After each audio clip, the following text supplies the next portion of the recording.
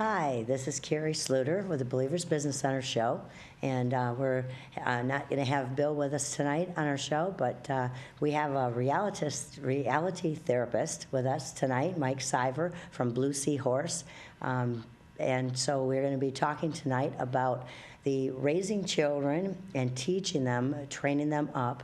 And Mike has written a couple of books, What Role Did I Play? So I'd like to introduce you to Mike Siver, and we'd talk about his book. And if you would like to open us up with some input from your book and the chapter we are touching base on tonight, which is teaching our children. All right, thank you, Carrie. Yeah, we have trouble with parents sometimes and getting into perspective on raising our children. Mm-hmm. And I've written one chapter in this book called Teach Our Children. Mm-hmm. And I'm going to read from some of the book, and it says, okay. If we teach our children by example, then we have only ourselves to blame for what they become. As parents, do we really accept responsibility for the actions of our children? Or do we say, well, we taught them right from wrong, and they should have known better? Mm-hmm. As we think about the role we play as parents in our children's lives, what comes to mind? Some say, I want them to have more than I did when I grew up. Yeah. Or, I don't want them to be treated the way I was. Mm-hmm. These are both great thoughts, and most of us have similar ones. And while some of us even have a couple other ones from their upbringing, they're all good and relative to that parent. Mm-hmm. Not parenting in general, but to that parent. Right. My question is, do those thoughts have anything to do with your child being held accountable for their actions? Okay. We as parents are responsible for the actions of our children until they are considered of legal age. Yep. It seems we are always ready to take the responsibility and the credit when our children do well. Mm-hmm. If they are an A student, a basketball star, president of the student body, or any number of positive accomplishments, we do not tell that parent who tells us, you have done a great job with your child, you must be so proud. Mm-hmm. We don't say that. Right. And we should say that more often. What we do not say, as the parent, is we had nothing to do with it, it's their fault. We taught them right from wrong. Mm-hmm. No, we take the credit. Right. We raised the child right. We taught them how to study. We gave them boundaries. We gave them borders to work within. So their success is our glory. Right. But when our children get into trouble, the same parent comes and says, you have to watch your child more. It's then you say, well, it's not our fault. We taught them right from wrong. It's not our responsibility. They should have known better. We're doing the best we can. Yeah. But this is where we do not take responsibility for our actions as parents. The role we play as parents does not start when it suits us. Right. It's ongoing. And sometimes, as we talked earlier about the legal system and getting children from foster care, mm-hmm. or adopting parents, adopting children, how do we deal with children that have already been raised in one environment, right, and now we're trying to take them into our environment? Mm-hmm. And how do we as parents accept responsibility for that? How often can a parent who's just adopted a child or just got some children from foster care say, well, the children's misbehaving, but it's not my fault. Mm-hmm. I haven't raised that child. Mm-hmm. I'm just taking that child from a different environment and trying to raise that child with love and care and guidance so that that child can grow up to be a prosperous and positive member of the community. Right. But when you get involved with the legal system, as we talked about, mm-hmm. your hands are tied. Right. And this whole concept about, as we talked last week on the show about, Well, my dad took me behind the woodshed, and I learned respect and responsibility and accountability from him. That can't be done anymore. Well, that's right. It's not the way to do it. No, I mean, but where's the lesson? How do you teach that same lesson about accountability Right. and accepting responsibility for your actions if there aren't any? Right. Well, one of the things that we had talked about earlier is, as the audience knows, most of them, is that I have some foster children, and I've had some children added to my plate lately. And one of the things that we've been talking a lot about is our having to become a counselor just to figure out how to raise your children in today's society.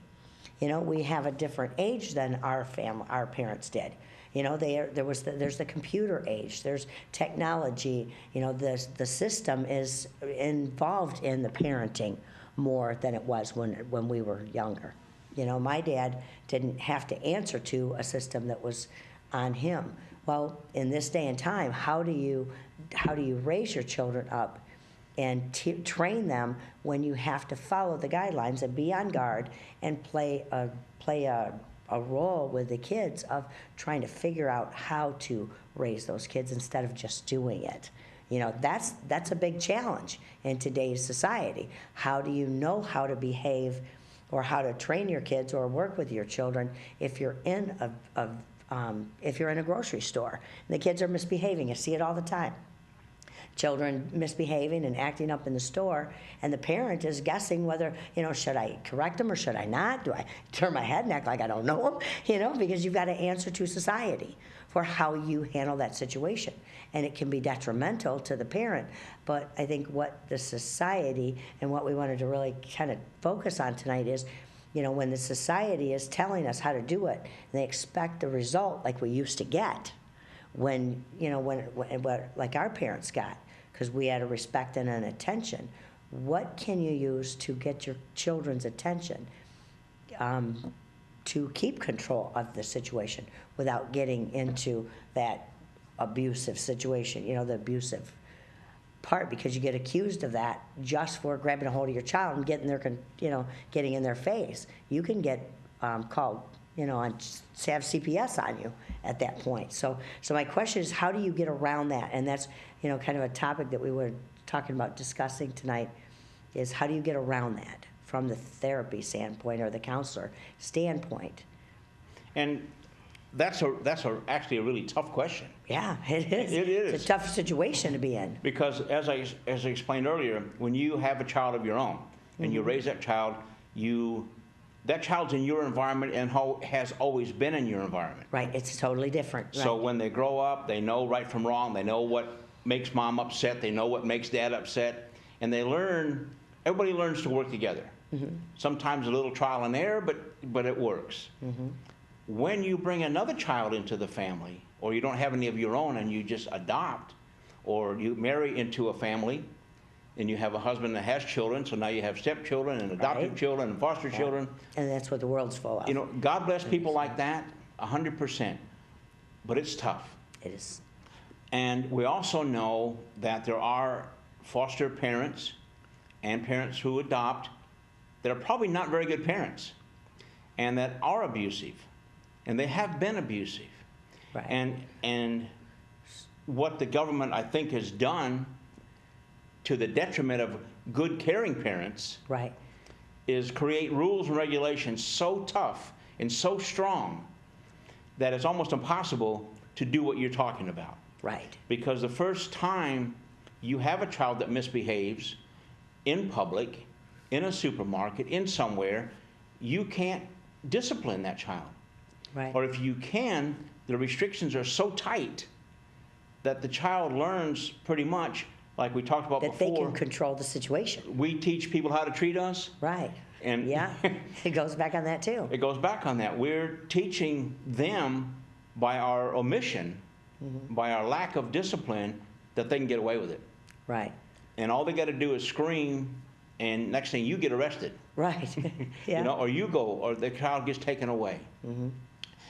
And I don't think it was intentional for the government to get involved in that, but they want to protect the children so much that I think it's actually, in some places, gone over the top. Yeah, it's gone overboard, and I find that that a lot of it, when when the kids come to you and they tell that child, you don't, they cannot spank you, they cannot, oh, don't, they can't pinch you, they can't, they can't thump you, they can't do these things, and I don't agree with doing those things necessarily.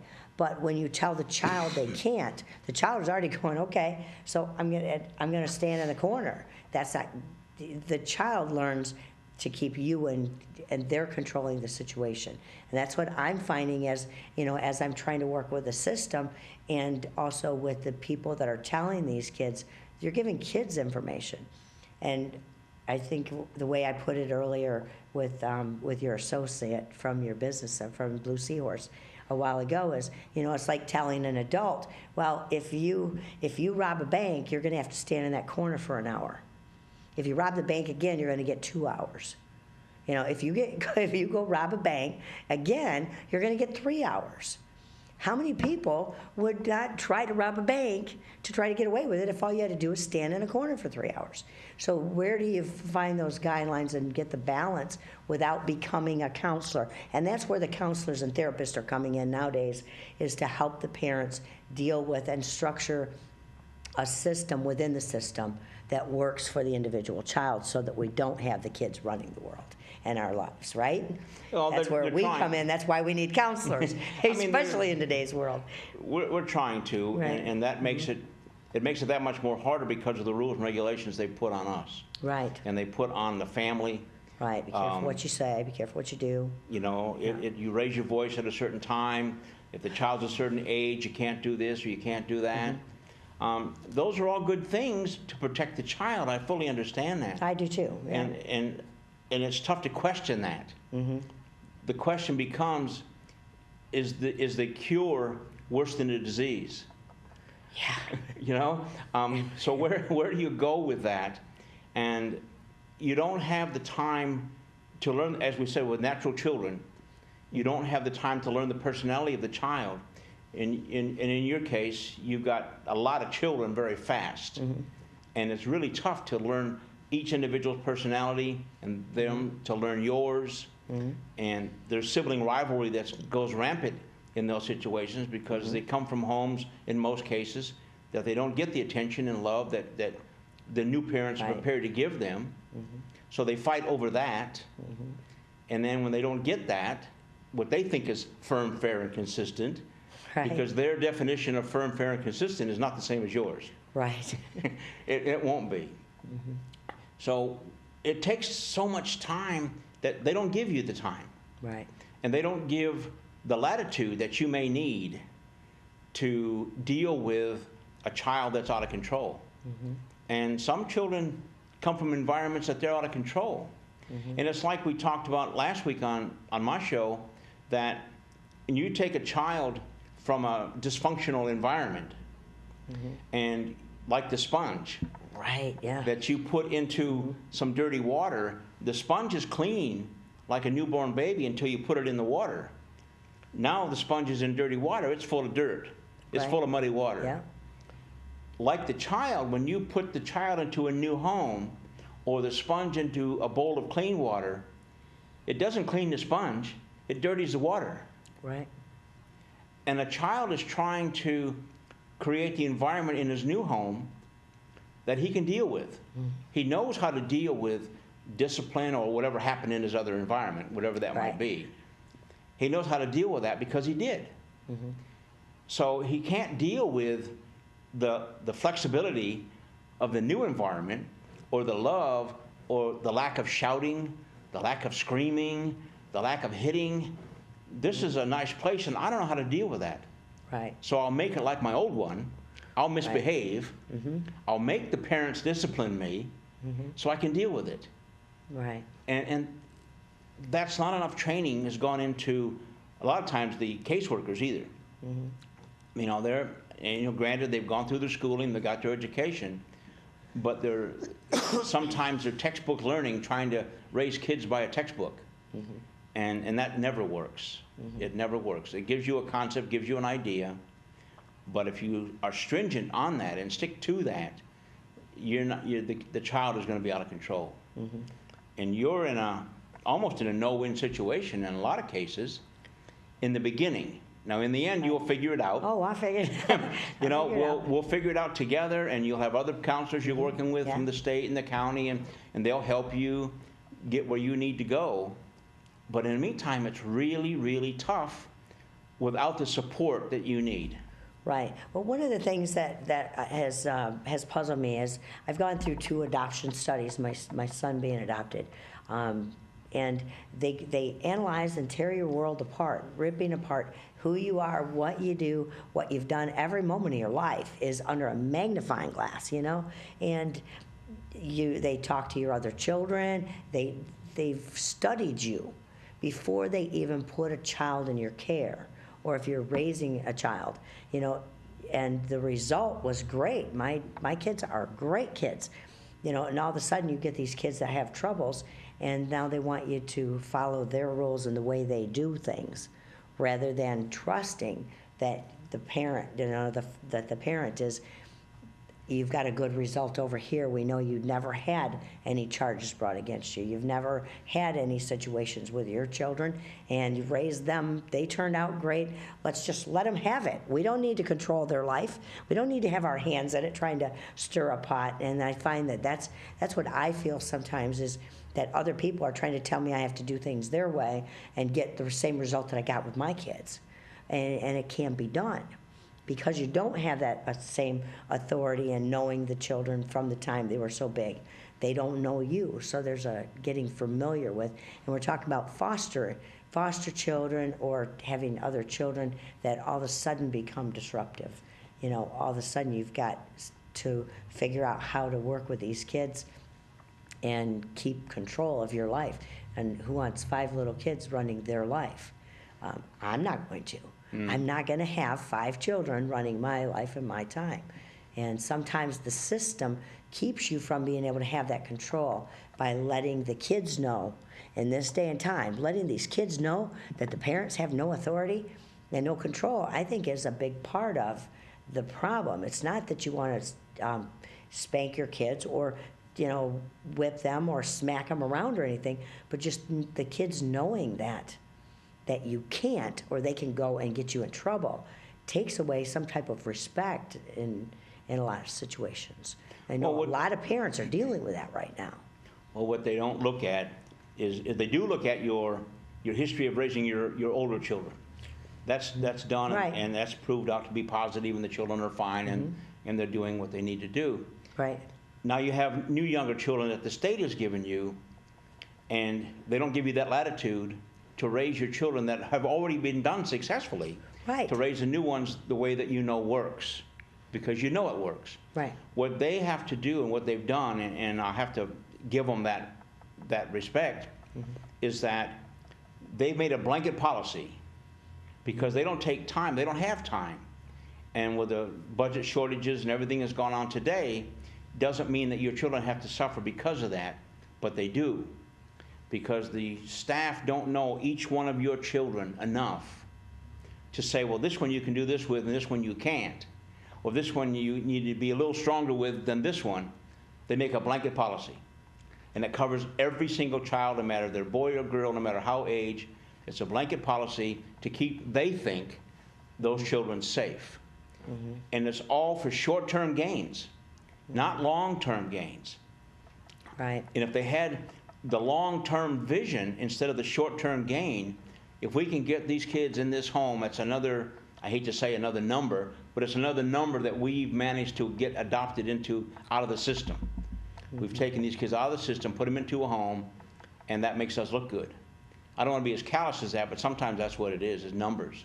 Well, they have to find a placement for the children. Right. I think, you know, if they'd have followed my kids for a week, hung out, met my daughter, had dinner with her, bought her lunch, she'd show up. If you bought her lunch, she'd show up. They could have followed my kids and got to know my kids, went to my daughter's workplace and found out who she was. And, you know, if they would establish on your result that you've already had and then leave you alone. Right. You know, to answer to a system and a whole new way of handling things sometimes just isn't as easy.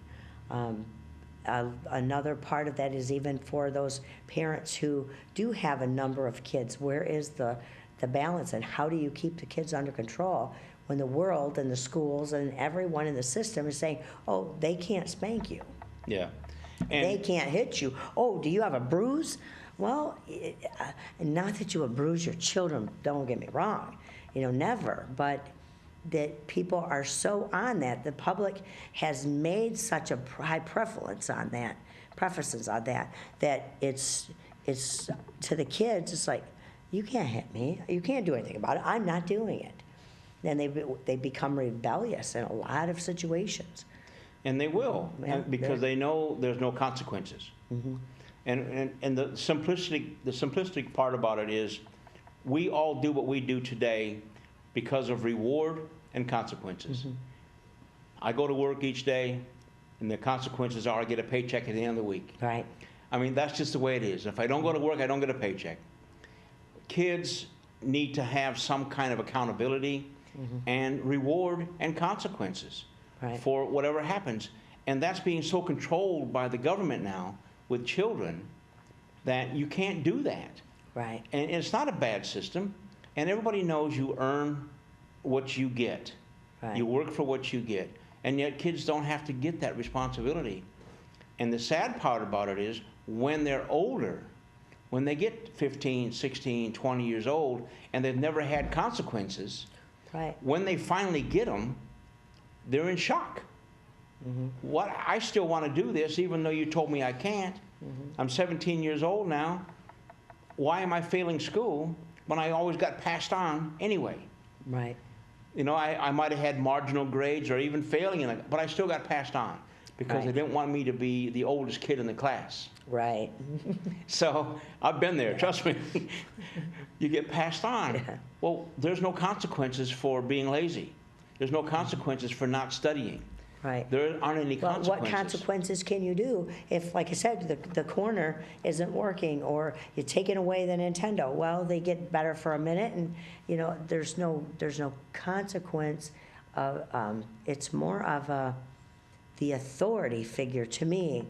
One of the things that I look at is, as I was growing up, it was my job to go to school and obey my parents. That was it. That was my responsibility to do those things good and do them right. That's the way I raised my daughter. Your job is to go to school and do good in school. That's your job, and to obey me. If we don't have that authority, that we have someone that you have to obey, when I tell a 2-year-old or a 5-year-old, stop, they need to know that your word stop and your voice is stop right now. What if a car is coming and they're crossing a road? But no, the world that we live in right now, the consequences are, oh, you better count first. 1, stop. 2, stop. I said stop. And this is the game that we're playing with these kids, rather than grabbing them by the arm and saying, I said stop it right now.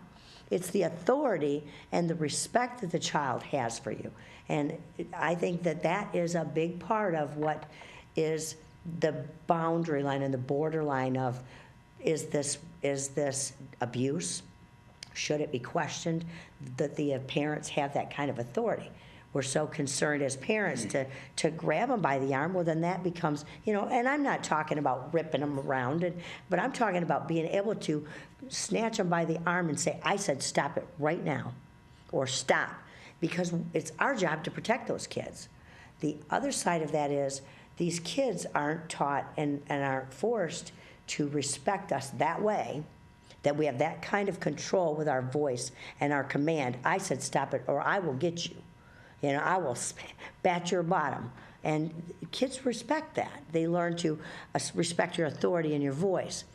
As we grow up, and as these kids are growing up, they have no one. How are they ever going to respect the police officer or the law or God, above all? How are they ever going to respect a God that they can't see, that isn't shouting at them, I said stop it now, if we don't teach them the authority figure as they're growing up, and keep that control over these kids, to show them that they do have to have an authoritative figure. Even as an adult, we have a boss. We have God over us. We have to answer to every person that we are around. We have to answer to as an adult. And these kids don't have to answer to anybody because they can run off and tell somebody, oh, they did this, or Well, what happens in cases like yours is the case managers or the caseworkers come in and they tell the kids what you cannot do or do as Right. a parent.